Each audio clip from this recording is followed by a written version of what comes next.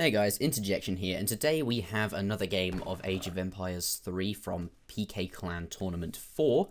It is the group stages, and it is Group A. We have British versus France on the map Great Plains.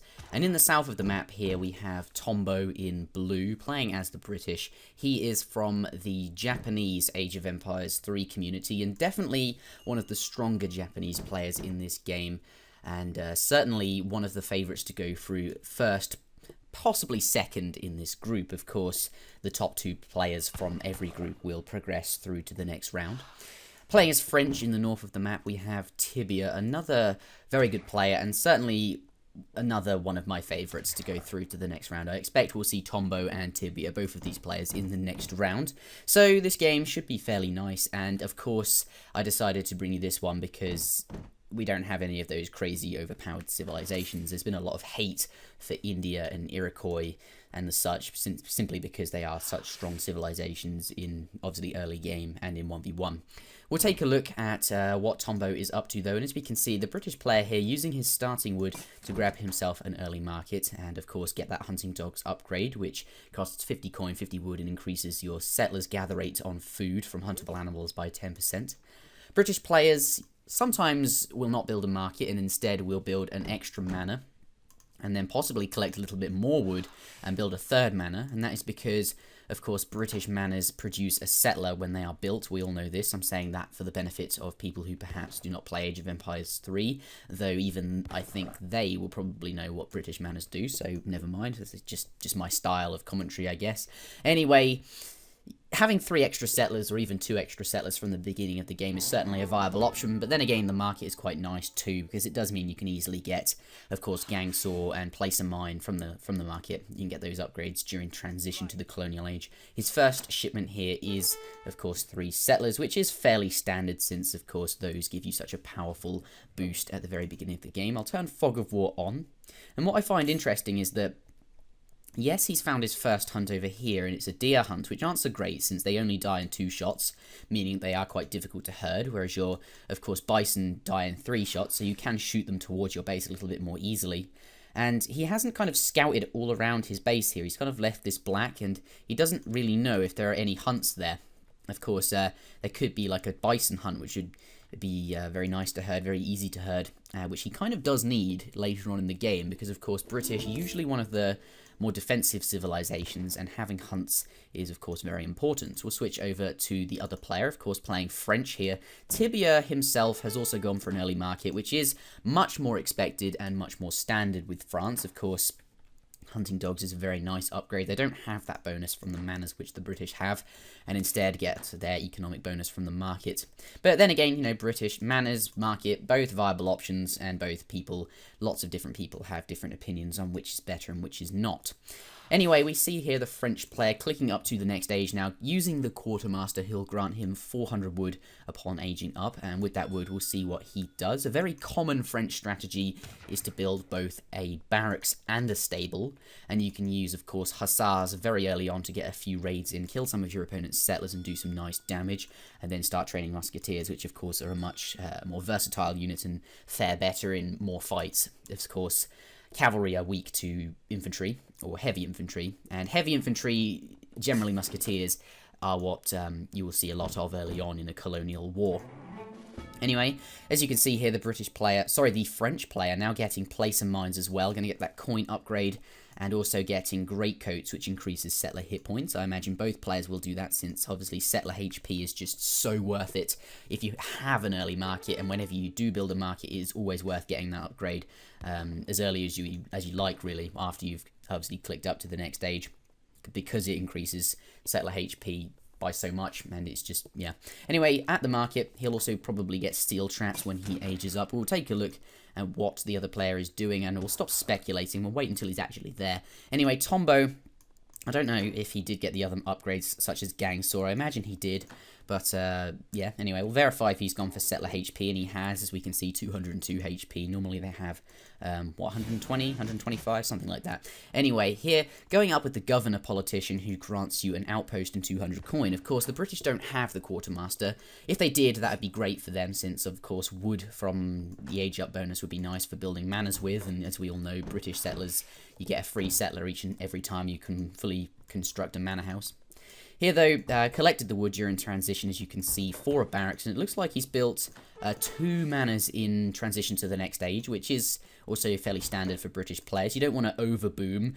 Building, of course, 3 manors would use quite a lot of wood, and then it might affect your age to make you more kind of vulnerable to a rush, since you wouldn't have collected as much food or coin, and therefore would not be able to create as many military units. Here, though, definitely getting steel traps, that's always worth it. And his first shipment, as you can see here, is 700 wood. With that wood, I expect we'll see a few more manors go up, as is fairly standard for British. They do like to boom. With that wood, he might also add in a second military building, such as a barracks or a stable, depending on what he is deciding to do. But here, putting up an outpost just forward of his coin mine so that he can more easily garrison any incoming raids. Sorry, settlers from incoming raids. We'll switch over to Tibia, though, and I'm quite excited to see what he's up to here. Obviously, as I said, quite a standard thing to do is build a stable and a barracks, and from the stable is going to train 4 cavalry units here, and with those, I imagine he'll rush over to his opponent's base and try to kill some settlers. Of course, we have some here, kind of gathering from the pronghorn. We'll turn Fog of War off and switch over to Tombo. These manor placements, I think, could have been a little bit more intuitive. I see one over here where the musketeers are now would spot these 2 cavalry coming in, though he does have units on the field and it's not really a big deal. This one here could be over here as well, which would more easily spot raids, but as I say, not too much of a big deal. Looks like he might lose a settler there. Perhaps so, perhaps not. Is he going to go down? No, not quite going down, because of course these cavalry are worth 200 resources each. That's 400 resources. Which he would have lost just for 1 settler, but still losing almost both of those cavalry, since what he lost did lose 1 and the other one was quite low hit points. Here going for another kill, but of course giving up, doesn't want to get too close to that town centre, plus there might be other units there. Hasn't actually managed to kill any units at all, and losing obviously a cavalry there. So these early raids not being too successful for the French player, and of course, that's not too good. You don't like British to have too many settlers, of course. They get a lot of free ones, so killing them off early on is definitely a very attractive way to play. Of course, though, the British player, as I said, added in a second building. By the looks of it, he's added in a second barracks, and he's going to go for straight-up musketeer production here. Adding in some pikemen at the barracks, which I do find fairly interesting, of course. Musketeers are very good anti-cavalry themselves, so as to why he is training pikemen, I am unsure. We'll see what he does with the pikemen later on. Perhaps he intends to go longbow pike, which of course is a very nice combination. Though, I don't know, we'll have a look. Anyway, Tibia, on the other hand, his shipments so far have been, by the looks of it, 4 Carrera de Bois, and that's it so far in Age 2. 700 wood as well, sorry, just there. With the 700 wood, of course, if you're using all of your starting wood to build barracks and stables, you're not going to have that much wood left over to, of course, build houses with, and as you can see here, has 300 wood stockpiled from the, of course, wood that he sent from his home city. That's 700 wood with which he can build houses here. Those 2 cavalry left, he split his cavalry up into groups and lost 2 of them, and here are the other 2. Looks like they're going to go down. Those pikemen definitely doing a very good job of defending from the raids. Of course, pikemen are possibly the strongest Age 2 anti-cavalry in the game. They do 8 times 5 versus cavalry, which is very nice indeed. An early conflict here, and of course the British player has the numbers advantage, and those those musketeers, I'm getting all of these units mixed up, those musketeers are going to go down. He can't fight that, and in response, it looks like he's sending 8 crossbowmen from his home city. The French player off to a fairly standard start. Of course, we saw 4 Carrera de Bois, which get your economy going rather nicely, and also 700 woods. Wood is the slowest gathering resource, so it's nice to get that. Of course, the excess of wood allows you to get those market upgrades, which do cost wood, and also build some houses. And as I say, it is a slow gathering resource, so it is, of course, a nice one to ship. But 8 crossbowmen, I wouldn't say is, part of his build here. He's been forced to send 8 crossbowmen, and that is because he's feeling pressured here. We see those pikemen coming into effect that the British player was training, and they have a very high siege damage, so they're being able to kind of siege down this barracks rather quickly, and it is now down, though I think he's lost quite a lot of pikemen doing that. Of course, if you think about it, a pikeman costs 40 food and 40 wood, so 80 resources in total, and that barracks is only 200 wood. So he lost, what, like 5+ pikemen killing that? So sometimes it is questionable whether it is worth it or not.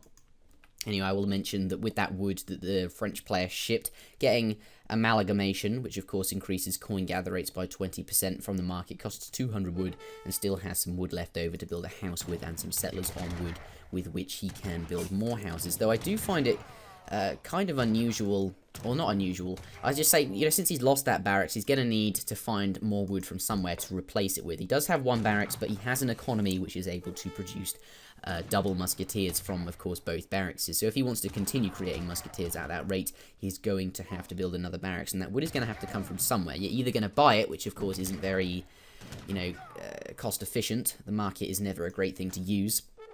And then again, and it does kind of disrupt your economy, tasking settlers, which is never great. Anyway, the British player being able to force Red back. Of course, Red had a nice advantage from the 8 crossbowmen with which he was able to defend, but now, since he's fighting in the British player's base, the British player kind of has the defender's advantage of such. He has an outpost, town centre fire, and also his unit creation time, or replacement time, so to speak, is much less, since he's closer to his barracks, so those units can get out of there and get into the fight more quickly, whereas, of course, Red's units have to walk all the way across the map to get here. I did see Tibia sending Economic Theory, which I find a very interesting card as well. I'll talk about that more in a moment, but I want to watch over to Tombo and see what he's up to before we miss anything. And as we can see, we've missed about 3/4 of him aging up to the Fortress Age. Of course, the British player had a very standard build as well, starting with, of course, 700 wood, adding in a second building here, as we see, has 2 barracks, and also building some manors, and then, of course, adding in 5 settlers as his second shipment. And his third shipment in the Colonial Age after that looks like it was 700 coin, with which he's gone up to the Fortress Age with, which, you know, British players do have that option to boom quite heavily, and as you can see, he hasn't really chosen to do so. He's only built, like, 5 manors here, 7 manors in total. 7 manors, which is not many. You know, obviously you can build up to 20 houses, and that's 20 settlers for free, but I imagine we see him playing so, I would say, aggressively. Of course, we saw him taking down that barracks there and doing a nice job of it, of course, keeping the French player back and then going up to the Fortress Age. Now he's obviously got access to those more powerful military units which he can ship, and also he has the veteran upgrades, which of course are, you know, going to give these musketeers here, getting veteran musketeers 20% extra hit points in attack for those units, which is very nice indeed. 2 falconets on the way, and of course he has plenty of musketeers, now has the veteran upgraded, and is a very good position to kind of defend them. The reason I think he's playing so aggressively is with British, it's very important to play to your hunts, if that makes sense. Of course, if you have good hunts, you have the opportunity to boom, and you have the opportunity to kind of develop a nice economy. But if your hunts aren't so great, as we see here, he only had like a pronghorn herd, and now this bison herd, which is, you know, fairly, it's not outrageously far away from his base, but it's certainly not on top of his town centre. Losing some settlers here to a few raids. It's always nice to keep the pressure up with raiding, no matter how far you are into the game. But by playing as the aggressor here, now going to the Fortress Age, I think he's in a good position to kind of take some map control and secure some hunts for the late game. Of course, if he did boom and the French player, of course, continued some aggression or put in some aggression, then he might not be in such a great position as if you run out of hunts, then GG. Anyway, we will switch back to Tibia, and I'll talk about what he's doing. He's going up to the Fortress Age now, of course, to kind of keep up with Tombo. He will have access to, you know, cannons himself, a shipment there. Also, he'll have access to skirmishers, which is, you know, anti-infantry unit that the British don't actually have access to. They can't make them. Losing some settlers here, and now the British player, you know, those 2 falconets have arrived, and he's going to come in and push. Of course, he does have, to back him up, more military shipments which he can send, but you know, more units being trained. The French player just arriving at the Fortress Age, so having to kind of go on the defensive here. Of course, if we take a look at his deck, we see some colonial capabilities, but he always intended to go to the Fortress Age, and that 700 coin is what got him there. A fairly controversial build, though. He did have to send 8 crossbowmen, fair enough, but he has sent Economic Theory, which is kind of questionable, because if you only have 30 settlers, then it is only essentially a 3 settler bonus, since Economic Theory increases the gather rates of every resource by 10%, and of course something like 4 settlers would be a much more kind of beneficial or useful way to boom. Now in the Fortress Age and getting the Veteran Musketeer up, he did lose his stable and kind of let the blue player take that because he can't engage just yet. His Musketeers would get absolutely wrecked by 2 cannons. And what he's doing is he's waiting for his 3 Cuirassiers to arrive, also that Veteran Musketeer upgrade, and he has some cavalry in the back here. Once the Cuirassiers arrive, he can kind of come in and try to focus down those cannons. That is the issue here. Once he gets rid of those, that's alright. But if I was going to boom, you know, sending, actually now calling Minutemen, and I guess I'll talk about what I would do if I was going to boom, the economic theory discussion. But here, coming in with the cavalry at the back, of course, the 3 Cuirassiers and the Minutemen on the front, and also the Musketeers coming in, made Tombo bring his Musketeers forward to kind of protect the cannons. But, of course, Tibia pulling his Hussars from the back to get rid of those cannons and kind of bring them down to quite low hit points, and then finish the cannons off with a few ranged attacks. Of course, you don't really want to focus cannons with a ranged attack, since cannons resist 75% of ranged damage,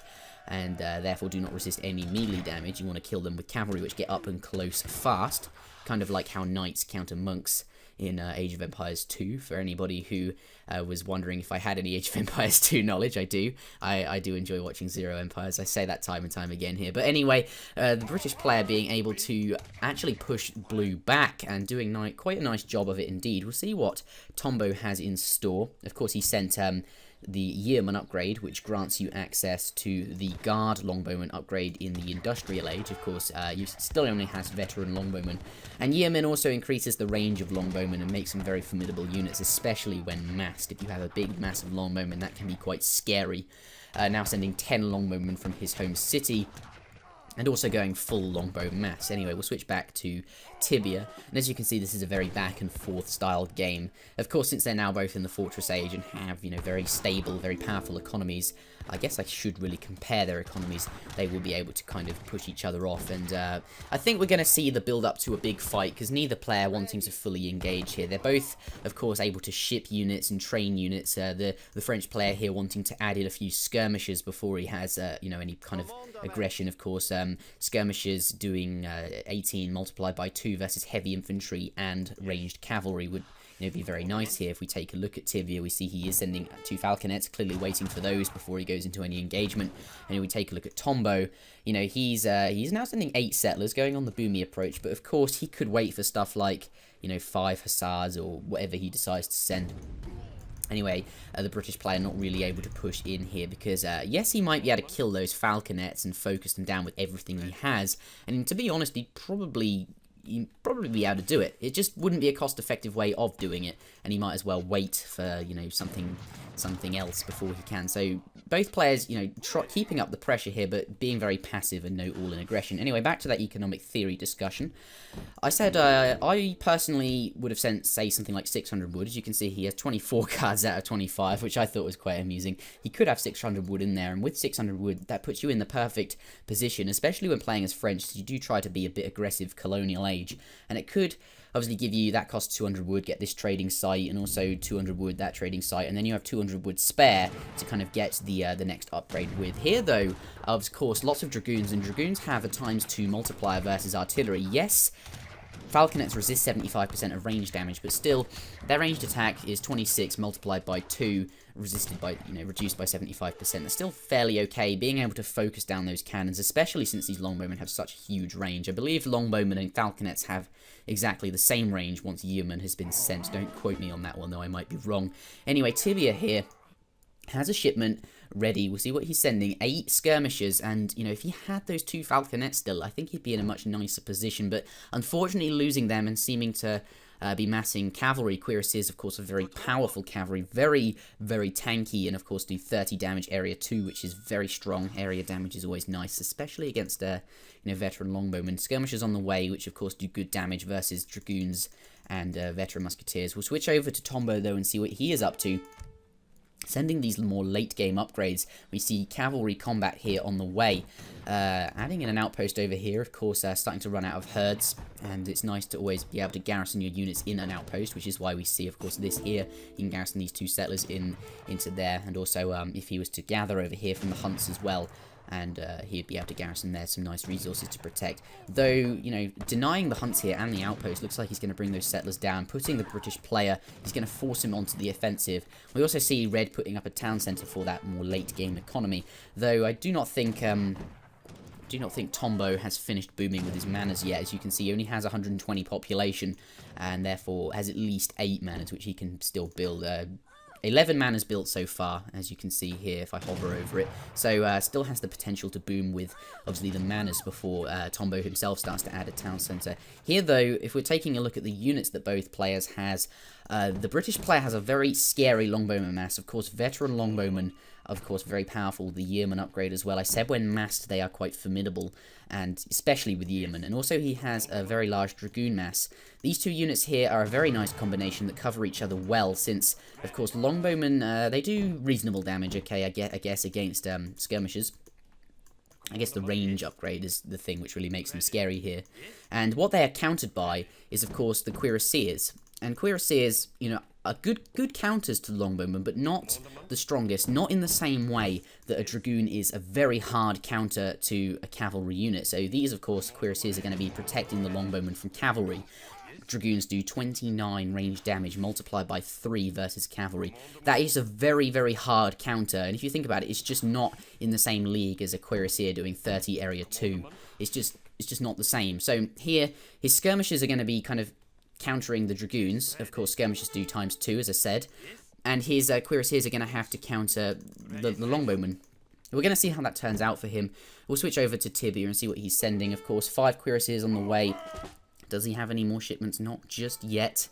Of course, it's looking like no one really engaging just yet. They're just kind of massing up, and no one really feels as if they're in a position to commit to any particular fight here. 5 cuirassiers popping out. That is obviously, they're very expensive units, gives them a nice advantage right now, since they do take a long time to train, and when they pop, it gives you, of course, kind of that power, that kind of bonus here. Looks like, is he going to come in losing a cuirassier, but the positioning around these trees is just awful for melee units. Of course, you'd have to, all of the cavalry be bumbling around over the trees, trying to find their target, and of course that gives the dragoons so much time to shoot the cuirassiers dead before the cuirassiers can even get into combat here. Skirmishers, of course, coming in, getting a few shots off, but of course these longbowmen have such huge range, losing lots of hit points there. Anyway, take a look at this, of course, adding in a town centre, and I think it is the good time to kind of compare their economies. We see 48 here. If I bring up the calculator, we'll do 48 multiplied by 1.25. Of course, their settlers, French settlers, have a 25% extra gather rate. Of course, if 80 settlers in total is their build limit, therefore that would be 100 settlers. Anyway, is there going to be a conflict here? I don't know. We'll switch over to Tombo, though. No, still being a little bit passive, not engaging yet, though. Is it? We see 55 settlers for the British player, and that, of course, is, you know, slightly behind, I guess, what Tibia has in terms of score. It is very even. Of course, Tombo on 220 points there, Tibia on 211, and 1 point on the score in Age of Empires 3 is equivalent to 100 resources on the battlefield. So, you know, scouting doesn't actually benefit your score at all in Age of Empires 3, unlike in Age of Empires 2. Here, though, Tombo sending 5 cavalry from his home city. He sent things like yeomen, things like cavalry combat, which give you that late-game advantage, you know, those bonuses, those benefits which are there kind of permanently. Of course, military units only give you a one-time advantage, and when they arrive now, I think that is going to be the optimum time for him to engage. Of course, then he would have that military edge just now. The cuirassiers coming in, looks like he's committing to this one. He's going all in, trying to get into combat. Of course, these cuirassiers going to go up to the longbowmen, bringing the longbowmen back and kind of to protect them. But the dragoons here just focusing down at the cuirassiers, and they're just dropping like whatever things drop like. And look at them, they're all gone. It just wasn't enough, and I just don't think cuirassiers were the units here to kind of obviously counter the longbowmen. I think he needed to be more aggressive earlier, and of course this British player, his boom coming kind of to fruition, the unit choice coming definitely showing here. And it looks like the French player is now, he's going to have to leave, just skirmishes there. And although he can escape, where are those hussars that which Tombo shipped? Those, of course, would be very good at kind of countering. Here they are. Those would cause the skirmishers big problems now, since, of course, they would get into hand combat and do good damage against the skirmishers. Of course, skirmishers are kind of countered by cavalry in the same way that longbowmen are. But he can escape here since there are no melee units, and he is kind of lucky in that respect. But, you know, their economy's fairly even, and if you look at the score now, 174 to Tibia, 225 to Tombo, it just shows, since their economies are so even in terms of settler count, it just means that Tombo has more military units on the field now, and has perhaps done a better job of micromanagement, and has perhaps chosen better units, and of course his unit composition has perhaps been, you know, better. Anyway, Tombo now sending refrigeration from his home city, which of course increases the gather rates of food from all huntable animals, mills, berry bushes, whatever you like, by 20%. A nice late game card to get. And at this kind of stage in the game, things like economic theory are good cards, you know. But here, obviously, British do not have economic theory. If they did, I'm sure he would send it, because then it would, you know, kind of provide you a 6 settler or 6.2 settler bonus. Of course, earlier on, it's not so great since you do not have so many settlers on the field, and I think something like, of course, if we take a look at Tibia, he sent economic theory. I think if he sent 700 coins instead of economic theory, he could have been in the fortress age. You know, he did go up to the fortress age, and he could have been there a little bit sooner, and then, you know, perhaps would have been able to pressure the British a little bit more. He could have used that 700 coin to train units and pressure the British and whatever, what have you. But here, the British player looks like he's ran out of coin, and this is is tough already. I mean, losing that town centre here, the British going to take that down, and then, of course, start to push onwards towards, you know, the French player's base. French starting to mill, and he's going to have to start spamming the trash, you know, crossbowmen, pikemen, those kind of units. Always desperate times when you're doing that, since, of course, crossbowmen, you know, only resources they cost are food and wood. And he's also, you know, popped up this trading post here, the Cheyenne settlement. With that, though, he has got the Cheyenne hunting grounds upgrade, which costs 150 coin, 150 wood, grants you 12 bison as a home city shipment. As you can see here, giving him access to hunts in his base. That's always nice to do if you have access to a Cheyenne settlement. Also starting to train Cheyenne riders, which costs only, you know, food and wood. Desperate times for this player, and I do not see how far it's going to carry him. Of course, the score gap is getting wider and wider, and with their no longer has that town centre with which he can boom. It is questionable how far his economy is going to go. Take a look at Tombo and see how many manors he has built. We see he has all 20 manors, so definitely that boom well on its way. Of course, 66 settlers here. We'll take a look at Tibia. I guess we can do the calculation again. I will bring up the calculator because my math sucks. Anyway, 55 multiplied by 1.25 is equal to 68.25. So his economy is reasonably good, and, you know, I guess if it went on long enough, he could kind of draw it out. If it did go on long enough, then yes, he could claw it back, but without coin mines, I don't think so. And here, obviously taking a lot of settler losses, and has chosen to end the game. GG. Everybody type GG into the comment section below, because we say that at the end of a game in Voobly, ESO, wherever we play Age of Empires 2, Age of Empires 3, Age of Mythology, whatever we play, why not on YouTube? Thank you very much for watching. My name is Interjection, and I will see you next time for another tournament video.